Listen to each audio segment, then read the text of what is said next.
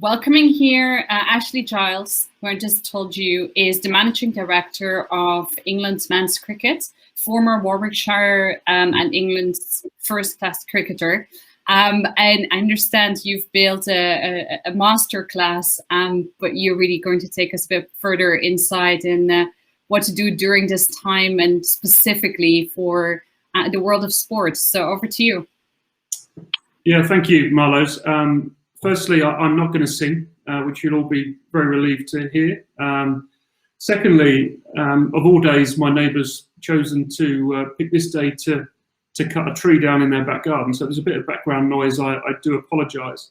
Marlo's just touched on a bit of my background there, but again, yeah, I played professional and international cricket for about 15 years and now have been in management for about the same length of time. And in that time, I've been a coach, I've been a national selector, been a director of cricket, I've been a sport director, international head coach, and now managing director of England men's cricket at the ECB. So I've held just about every senior position in cricket, but of course that is no guarantee that I know what I'm talking about. So this session, this short session, is very much my reflections on my role, what it is to manage in sports environments, and within that, what it's like to manage during crisis or difficult times.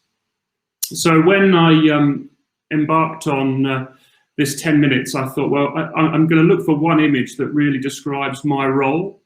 And I found one. Sally, if you could put the first slide up, it may seem a bit obscure to a few. But this is the image I picked that I thought best describes my job in one image. This is the penny farthing, of course, popularised in about the 1870s, I think. And yes, you'd be right in thinking that sports management or leadership is probably as precarious as riding this thing around on the streets. However, that's not what I'm looking at in this picture.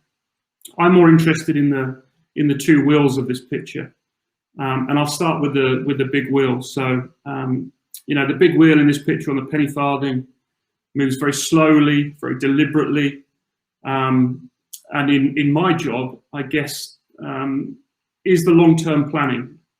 For me, is budget planning, facility management over time, long-term development of your people, succession planning, etc. You have time, you can deliberate, you can think, and then on the left-hand side of this picture, you of course have the small wheel, and by just the simple fact of its size, this wheel moves much more quickly, much more in a hurry, and gives you less time. And that for me is the short-term impact of my job, short-term planning. And that can be, I guess, in my role, that is anything from a discipline issue that would arrive with a player or a member of my staff. It could be a safety and security issue on tour. It could be a piece in the media that arrives unexpectedly, that has the potential of reputational risk to what we do. It could also be a mental health issue that we've not seen coming. Hopefully we would, but at times you don't. And of course, what we've learned this year, it can also be a pandemic. Now, in my job, I hope generally that I'm dealing with the big wheel, that I'm able to look down the road at, as I say, future tours. So for example, coming up at the end of this next year, or the end of 21, we have the Ashes series, probably the biggest test series that we take on. And my thought would be very much on that. But, over this last 8 or 9 months, we've been able to do nothing but, unfortunately, focus on this little wheel. And why? Because, well, as we all know, the pandemic has created so much uncertainty for everyone. Not knowing what's around the corner, not knowing if we'll be able to get series on in a month, in 2 months, or even next week, depending on changes to government legislation, on changes to our opposition's legislation in terms of their ability to travel or take teams into their country. So what have we learned from this experience? So, I think there's probably a few things that I've certainly learned from the experience over the last few months. And Sally, if you could go on to the next slide, please.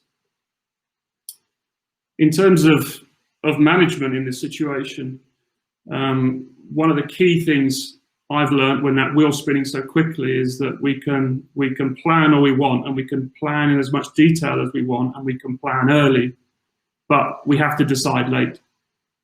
I think putting all your chips on the table too early can leave you in great risk, and that's really been our motto this year, is to make sure that we have as many contingencies in place as possible, but always making those final decisions late, and giving us agility and flexibility and the ability to adapt to the latest changes in the environment that we find ourselves at the moment. The second one is being really clear on what's important and backing it up. And so by that, I'll give you an example in our case. So from very early on during this pandemic, we talked about the health, safety and well-being of all our people, all our spectators, our players, our staff, being the most important thing. But if that is your most important thing, you have to back it up with your actions. And again, that's not easy. Like many companies and many of you on this call, I'm sure, we've been through a very difficult redundancy process. And we also have to balance that keeping people health and safety and well-being at the very forefront of our minds with, I think, what we'd all call keeping the lights on. And in our case, keeping cricket on around the world. And again, you have to back these things up in your actions. And it enables you to focus and prioritize also. The third point, and I think is crucial, again, is to keep communicating with all your people. In our case, and particularly with my staff and my players,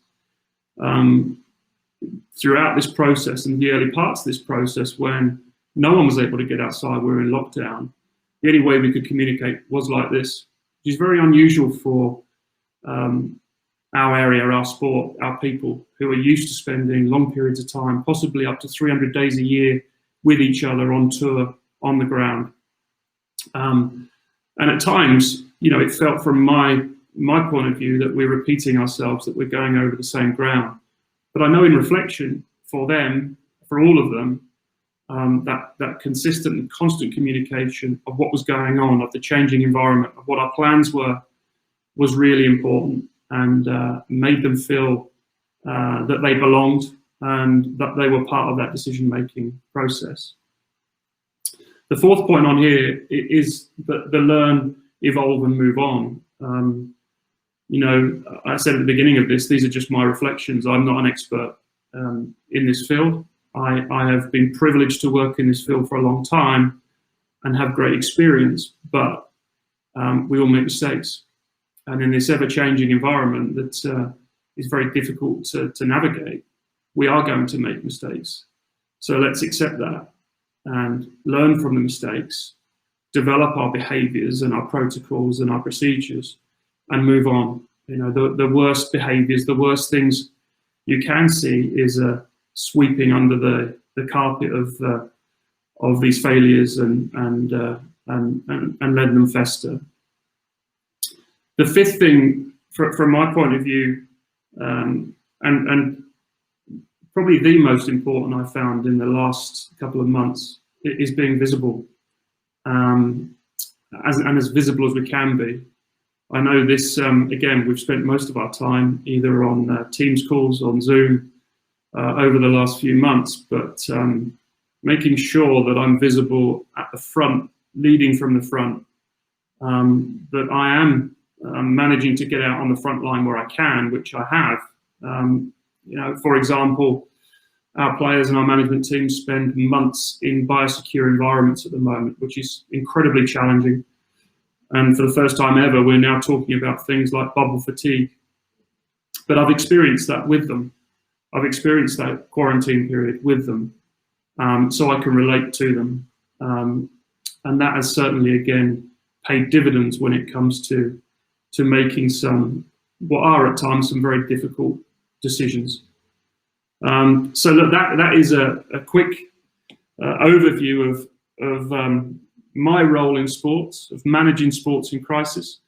And to go back to my original picture, my job is very much about managing those two wheels. I hope before not too long I can get back perhaps to managing the bigger of those two wheels and looking a bit further down the line. But I think for some time yet, my focus is going to be on that little wheel almost spinning out of control, but trying to stay on top of it. So I'm looking forward to answering any of your questions in the Q&A.